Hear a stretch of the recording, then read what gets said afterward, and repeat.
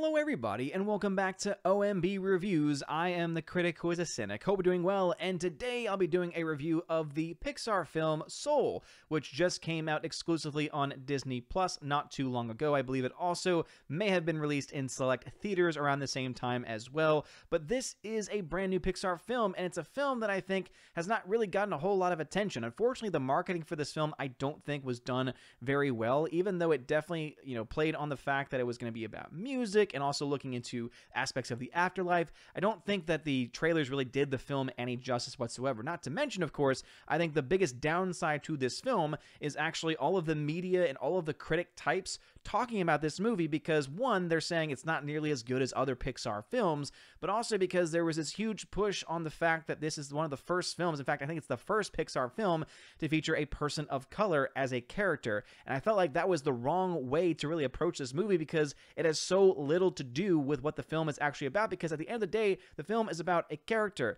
and I think it's actually a pretty compelling character. Now, is this a groundbreaking film? I would say probably not really. I mean, the effects and the animation is something that we've come to be pretty used to and expecting when it comes to Pixar. Everything is always done very well when you look at the effects and the character design, and I think they did another great job here in getting those visual effects to look really, really good. Again, Pixar has that very unique style that is, I think, something that sometimes can get kind of lost and kind of old over time, but in this way, I think because their designs were so interesting and so compelling, and their story was also compelling on top of that, it kind of helped to move us past what is typical of the Pixar franchise and of the Pixar movies, and it's not really as distracting as other films have been in the past, right? So even other films that I've actually thoroughly enjoyed, even going back to Inside Out, for instance, there were moments where the animation just kind of felt like, I feel like this is over processed Pixar style type movie, and luckily Soul, I feel like, is able to move past those things because it's dealing with, I think, a topic that is very much, I think, one that is not approached by a lot of kids films nowadays, because obviously when it comes to Pixar films in general, they tend to be more so for families, so not just for kids, but also has stuff in there that even adults and older kids can enjoy. I think Soul is no exception to that because there's elements with animals, and obviously there's this concept of the soul and what happens to the soul after death. And I think that there's definitely elements of the way they design the souls, especially there's a moment where you go into baby souls. So there's this great beyond concept that's introduced, something that, of course, has been in many different religions and thoughts of, points of view in life, that there's this great beyond, this next journey after one dies. But they actually play on that a little bit. I guess it's kind of getting into some spoiler territory. And so if you don't want to know anything about the movie overall, again, there's nothing really crazy, compelling as far as, groundbreaking stuff that you're like, oh my gosh, I need to go in not knowing anything about this movie. I think you can know a lot about the film and still be able to enjoy it for what it is. But what's really cool is that they introduced this new concept of the great before. And it's this concept of how all of these little tiny baby souls, basically how they develop personalities, how they, find what their purpose in life is, the different things that, are going to interest them in life are things that they actually practice before entering into Earth and entering into the bodies. And so the way that the souls go to the body, I thought was very compelling. Now, obviously, as you all know, I am a Catholic, and so this is definitely something that goes far beyond what the Catholic belief of life itself and the creation of the soul. There is no real concept of God in this universe. Instead, it's this really funny, like, abstract thought process of a character called Jerry. So if you go to the credits or IMDb page, you'll literally find 1,000 different Jerrys and different versions of Jerry. But even the different versions of Jerry, like there's a Counselor Jerry, but there's like 4 different Counselor Jerrys. And so I thought that was actually pretty funny, and the designs on the characters were pretty great too, and just the interactions as well, because you have obviously different levels in this hierarchy in this great before, but they're all still named Jerry of all things, and I thought that was actually pretty entertaining for the most part. And I do think that this film overall is actually quite entertaining on that level. This is a film that, especially after seeing that atrocity that was Wonder Woman 1984, which was just really bad, this was actually a breath of fresh air. And it's funny because I was talking with my wife before we watched it, or rather after we watched it, and we both had the same thought. Both of us thought that Wonder Woman 1984 was going to be the film that we liked, and Soul was going to be the big letdown. Turns out the big letdown was Wonder Woman, and this actually was a great surprise. This is a movie that I would definitely be open to watching again. This is a film that I definitely think is one that most people will probably be able to enjoy. I know that unfortunately it is one that is mostly going to be seen on Disney Plus and not in theaters, but I do think this is a film that probably could have done pretty well had we not been in this total crap lockdown era that we currently are living in. And just to go over some of the other things too before diving into other thoughts about the film and some of the other, obviously there are weaknesses with this movie. It's not a perfect film by any means. But just to go through a little bit of the Wikipedia, it says Soul is a 2020 American computer animated fantasy comedy drama filmed by Pixar Animation Studios and released by Walt Disney Pictures, boo, directed by Pete Docter and co-directed by Kemp Powers. The film stars the voices of Jamie Foxx, who I'm normally not a big fan of, but I thought that his voice actually added a lot to the film and to the characterization. Tina Fey, same thing, not a big fan of Tina Fey, and yet I didn't recognize her voice. It wasn't until I was looking at the cast where I'm like, oh, look at that, it's Tina Fey. Questlove, no idea that he was in this. Felicia Rashad, Daveed Diggs, Richard Ayoade, and Angela Bassett. Story follows a middle-aged school teacher named Joe Gardner who seeks to reunite his soul and his body after they are accidentally separated just before his big break as a jazz musician. And it's kind of a spoiler a little bit. That's actually not really correct because he dies. He actually does, or rather he doesn't die. He's in a coma, and so his soul is separated. And so there's this whole dynamic. I guess that also is one of those issues that I can find with the story overall, is that his soul is separated from his body even though he's in a coma, which raises the question of, okay, well then how is his body still alive? Google, I am not talking to you right now. Dear Lord, she is so insensitive that way. So anyway, I guess that could be kind of an issue with the story. Again, it's not a perfect airtight story, but I think that it is compelling enough that it's going to entertain most people, but also not have so many holes that it's going to make someone like me go, oh, wait a minute, this doesn't make any sense, this doesn't work with the story, etc. Just going on with some of the descriptions that it has going on here.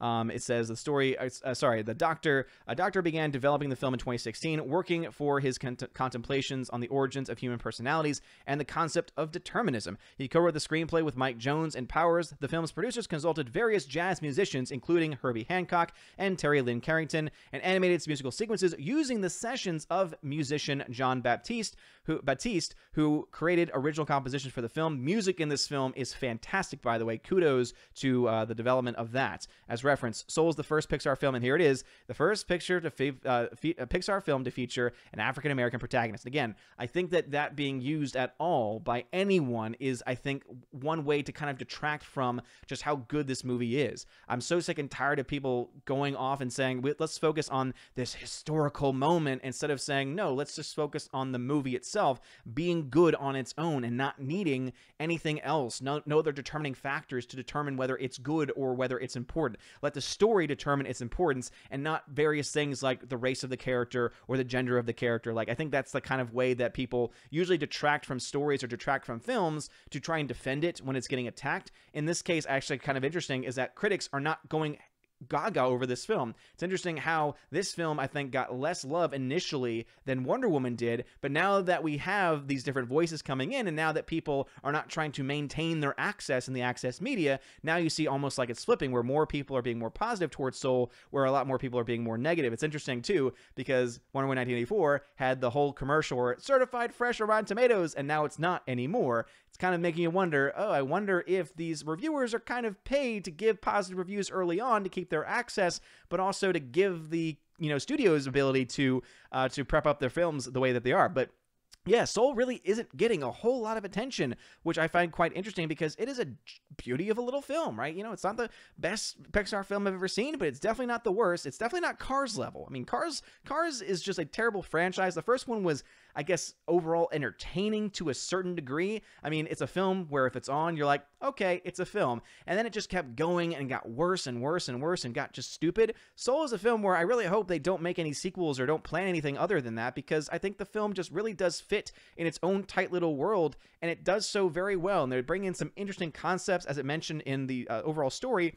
There's this concept of lost souls as well, and it's interesting because there's different people that are able to break the plane, and their souls are actually able to enter into this afterlife era, and they're able to get so by meditating and all these other things. And I thought that was a pretty interesting concept. And one of the things they do while they're in this other plane is they take lost souls and return them to their proper state. And the lost souls are not just people that have died or people that are in comas, but rather people who, there's one guy who's working in financials. He's actually, I think, working on Wall Street. And he's buying stocks and selling stocks and everything. And literally his soul just says over and over again, buy, buy, buy, sell, sell, sell. And then they are able to revitalize him, bring him back. And what does the character do as soon as his soul is returned, cleaned? He says, I'm done with this. And then he, does everything. And I'm sure there's some commentary that can be read into there about it being anti-corporatism, etc. But I think it's a message that is not hit over the head, because it's also a message that you only see that one time. And it's one that I think a lot of people could say, no, that's totally right. I think that we should try and be happy. We should try to strive for the things that we want and not just go along with life doing it is whatever people think that we should do or expect of us, but instead do the things that we're truly passionate about, right? Soul is not just about the human soul. It's also about the concept of soul, right? The concept of heart, the concept of what drives us in general. I thought there was a really cool dichotomy that was brought in with this overall concept. So Soul premiered at London Film Festival on October 11, 2020. Originally intended to be a theatrical release in the United States, the film was released to stream on Disney Plus on December 25th and was theatrically released in countries without the streaming service. It received highly positive reviews from critics with praise for its animation, story, voice acting, and music. And again, obviously, I mentioned before that there was some instances of people not really praising this film. I think IGN gave this film like a 7 out of 10, which is the same score that they gave to Cars 2 of all things. So just shows you that IGN is a complete joke. So there are some critics that are, I think, being more positive towards it, but there are others that I think are, basically saying this is not as good as it should have been. This is a far cry from the best that Pixar's ever done. And part of me kind of wonders, is the reason why because they thought, as this being the first film to feature an African-American protagonist, that they would kind of more heavily rely on that part of it to push that and to push that narrative and to try and push social justice elements when they don't.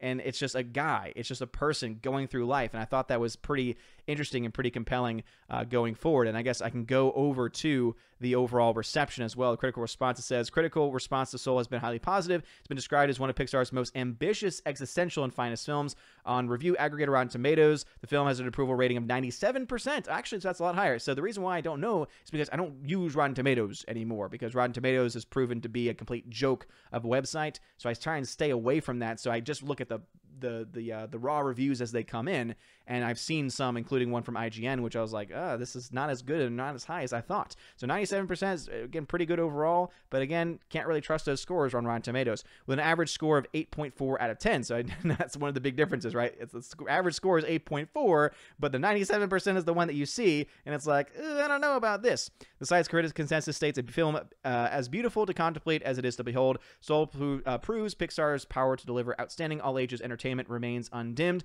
According to Metacritic, which compiled 38 reviews and calculated an average of 85 out of 100, the film received universal acclaim.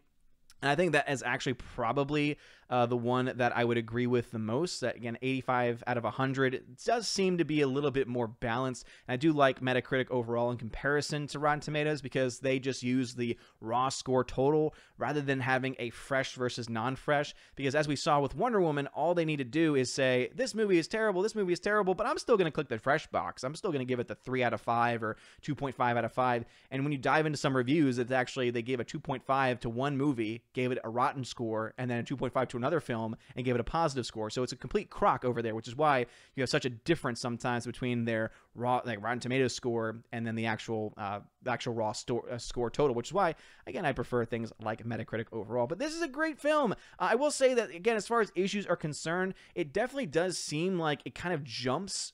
So you start off where you're in the real world, right? You're in the life of this character, and then they just jump into the soul world. And I felt like it was very abrasive. It didn't really, I think, blend as well as they expected it to. There's a lot of really trippy scenes and trippy sequences that don't make a lot of sense. As I mentioned, there are some inconsistencies with how things work, right? With the soul crossing the plane and how he is in a coma, but somehow his soul leaves his body, while others can essentially have their souls leave their body when they're in this almost like this ecstatic state.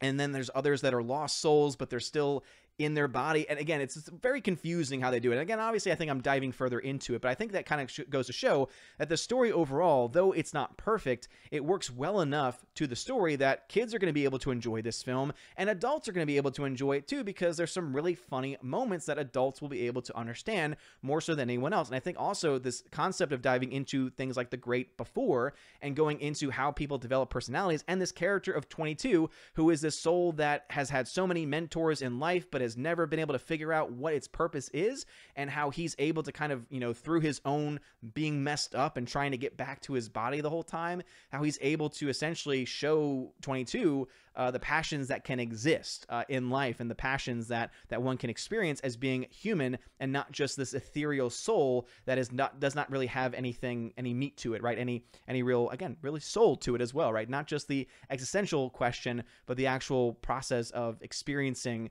the metaphysical, right? What is beyond the physical realm. And so obviously I could go on about the metaphysical part of it and talk about how they could have done that a little bit better, but overall I was very much, a big fan of this. Music actually was by Trent Reznor and Atticus Ross. They always do great scores. This score was no different, was fantastic. A lot of the jazz songs you hear in the movie are also fantastic too. Really great renditions.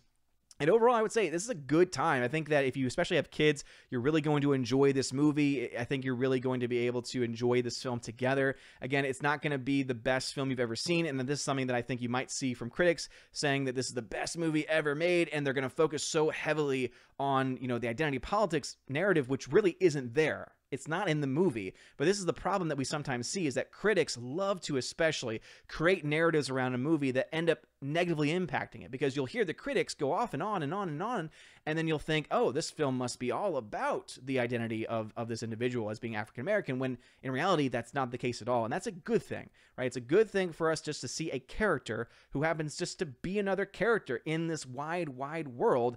And I think that's so very important with this and with any film going forward. And so I would have to give this film, a solid B. I really do think it was fantastic. I'm kind of in that B to B plus range at this point. Again, it's not a perfect movie. It's a movie that I could watch again, but it's not one of my favorite Pixar films that I've ever seen. It's not a film like an Up, where I could watch it over and over and over again, or even like a film like, for me, I thoroughly enjoy WALL-E, despite the obvious political overtones of that story. I think that one also is one where it's able to be this timeless story, because it talks about real things that we should deal with, right? Which is that we shouldn't just watch, lay around and consume, and let the world go around, go by around us, right? I think that's a good message in that film. This one also is very similar in its messaging about how we ourselves need to actually live life, right? We shouldn't just step back and sit on the sidelines and allow life to pull us in a direction that we maybe not want to go into, but to live life, and to live life with Soul. So anyway, that's my thoughts on Soul. What are your thoughts? Let me know in the comment section below. Again, this is on Disney Plus. If you're outside the United States,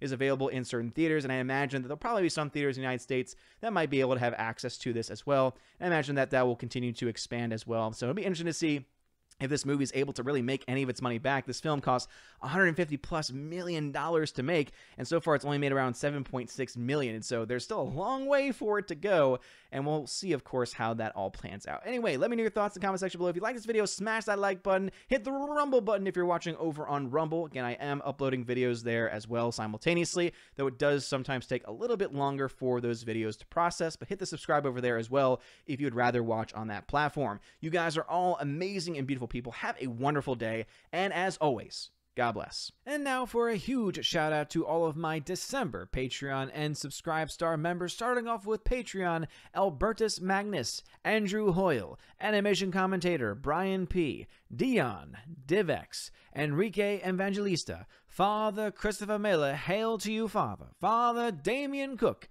Garrett Searles, Harold Francis, The Hunky Chunky Funky Monkey, Inflamed Wood, It's a Trap Productions, Jason Clark, Jacob Juice, Jeffrey Toon, Jonathan Carney, Kenneth Cameo, Laura Story, Mad Mitch Dunaway, Mike Jackson, Mr. Peabody and his evil twin with the beautiful hair, On to June, Orange Hat Reviews, Out of Step with Reality, Outpost Dyer, Riff Magos, Rosetta Allen, Steve Glasker, Miss Martin Muses, also known as Teresa Martin, Theodore Bendon, Tina Bogend, Tina B, and the Modern Major General, Laura Story. Gotta give you that shout out for that one time that you were doubled up. Thank you very much for being my Patreon members. And now a huge shout out to all of my December Subscribe Star members we have over there with Stand For, Perpetual Punster, Robert Revo, Mr. Roy, Glinzer,